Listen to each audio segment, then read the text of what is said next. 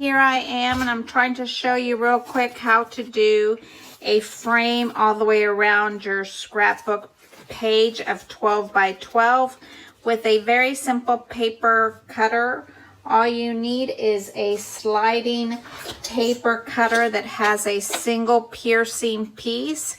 You don't want the kind that has a rotary cutting tool, because those rotary ones don't allow me to do what I'm going to show you to do real quick. So this is a simple page right here. It's double-sided like this. Okay, this one I just did so I can show you what we're going to do to it real quick. Okay, you have your paper trimmer.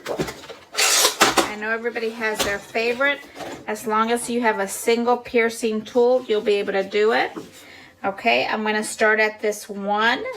My piercing tool starts here to cut, and I have pre-marked a spot here with my Sharpie at the 1 and at the half mark.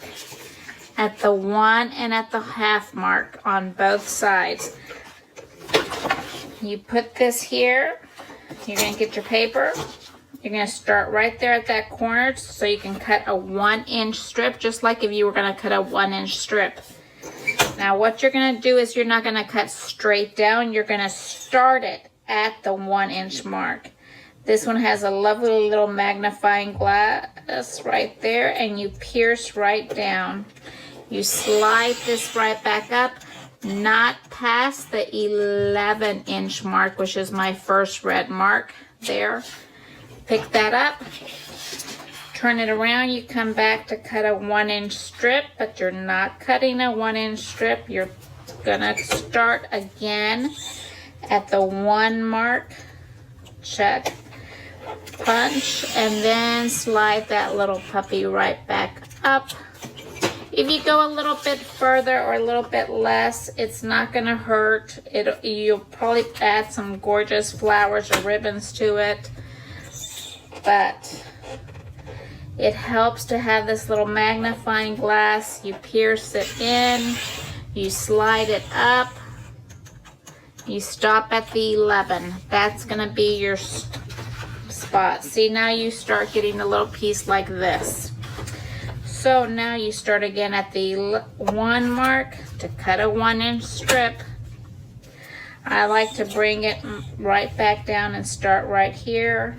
1, cut up, and move it up to the 11, and that's where you stop. So now you might have one spot that might be slightly still attached. You get your scissors, and you barely want to just get a little snip on it.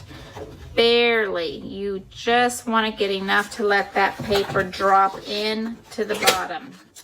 So now you have this fabulous little continuous frame that's like a circle or a concentric square in the middle, and then you get to turn it around and use both sides of this fabulous paper. This is from the Anna Griffin collection of Thankfulness. I think it's the Thankfulness. I like to put a little tiny bit of painter's tape on my spot. You can kind of find the spot that just fits your paper cutting spot just perfectly. See, it fits like a puzzle right into that spot. There we go. This is going to get secured down with more on your scrapbook, so you don't have to worry about it. Here we go. There. Now you have a page just like this that you can use on both sides. You can decide what side you want to do, if you want to do this one or if you want to do this one. And of course, you can keep going. That's what's so fun about this. You can keep going and making more and more concentric concentric squares with this. If you wanted to cut this piece into another square, you can keep doing this. You just have to make sure you're starting at 1, and then this is going to be a 10, so you need to stop at your 9. Okay?